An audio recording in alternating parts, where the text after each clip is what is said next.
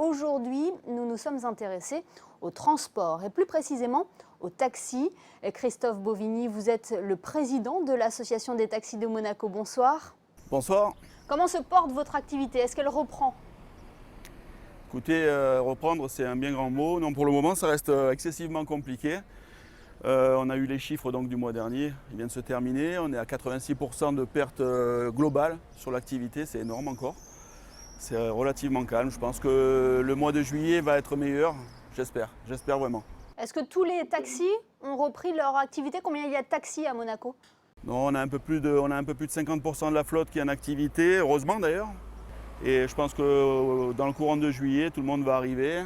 Les véhicules électriques ont été mis de côté par demande de nous. Ils ont tous acquiescé, joué le jeu. Cette année, ce sera une saison blanche pour les véhicules saisonniers électriques.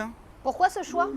Pour la masse de travail, pour les difficultés, pour le manque de visibilité. On a fait ça très tôt, dès le confinement, pour essayer de ne pas faire venir des personnes. Ils ont un statut particulier, ils sont travailleurs indépendants saisonniers. C'est un peu compliqué pour eux d'avoir des frais et de peut-être pas pouvoir les couvrir, puisqu'ils sont quand même là pour engranger.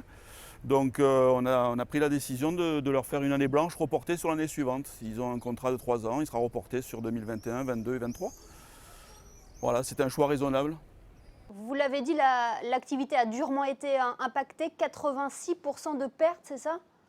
Sur le mois de juin, oui. Pendant le confinement, on a gardé un service minimum.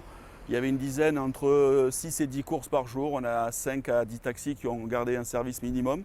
Même la nuit, on a continué à garder quelqu'un à la maison, prêt à partir, habillé au cas où. C'était que des CHPG, sorties d'hôpital, entrées d'hôpitaux, des choses comme ça, des courses qui disons d'importance, donc on ne s'est pas vu ne pas les faire.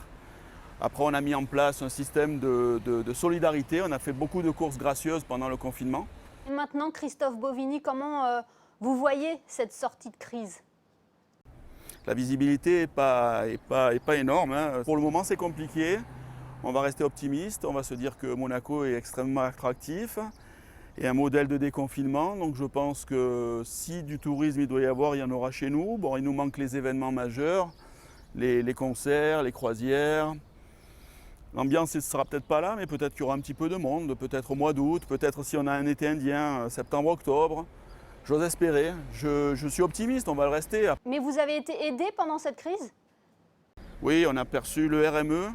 Pendant 3 mois, on a reçu 5 000 € bruts de l'État. Pour le mois de juillet, nous allons recevoir 2 500 € pour la perte du mois de juin.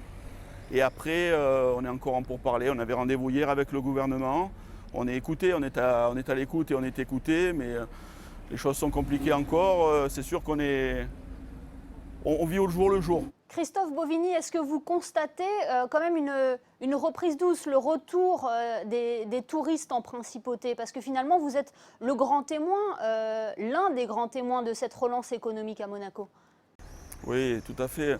Écoutez, de la circulation, un peu d'engouement le soir, un peu de gens qui vont au resto, les terrasses qui se remplissent doucement. Je pense que le mois de juillet va être bien meilleur que le mois de juin, j'espère. Après, on va manquer de touristes étrangers. On sait que les États-Unis sont coincés, une partie du Moyen-Orient, la Russie, c'est des clients majeurs pour nous. Mais bon, je compte un peu sur du mouvement local, sur une belle arrière-saison. Optimiste malgré tout. Merci beaucoup Christophe Bovigny d'avoir été avec nous. Merci à vous.